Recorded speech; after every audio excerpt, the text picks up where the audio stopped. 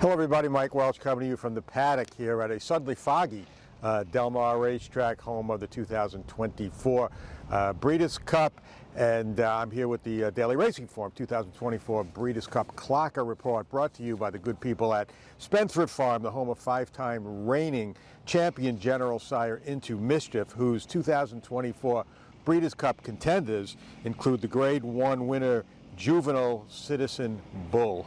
And we are, again, it's been quiet here up until about 9 o'clock here this morning, and then all of a sudden a flurry of activity. And the big news of the day, the Japanese horses out of quarantine and on the racetrack. I didn't count them all up, but maybe all 19 were out there at one point or another, led by the three classic contenders. The first two out on the track, I saw Forever Young and Ushpa Tesoro. They came out together, just did a little more than jog the wrong way around the racetrack just to get used to the local scenario here. Dermot Satagaki came out a little later, and he did a little bit more. He actually galloped today. In fact, his rider had his hands full trying to keep him at kind of a canter down the stretch. He did not want him to do too much, obviously, the first day out here. Among the other Japanese horses I did see was the distaff contender, Awesome Result, and she jogged a little bit and had a light gallop also.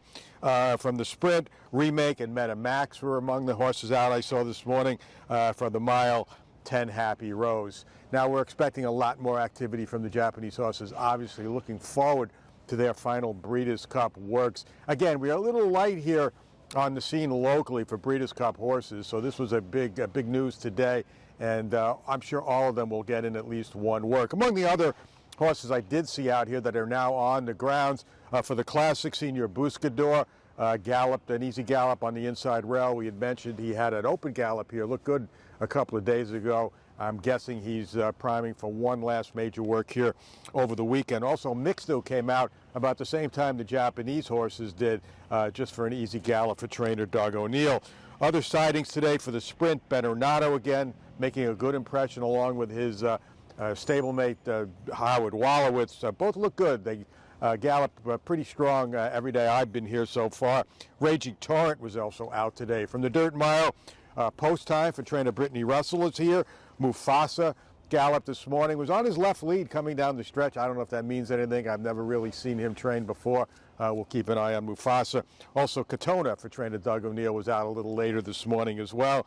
And for the filly and mare turf, leading contenders Didia and Beach Bomb, who we've seen here regularly, were also out this morning.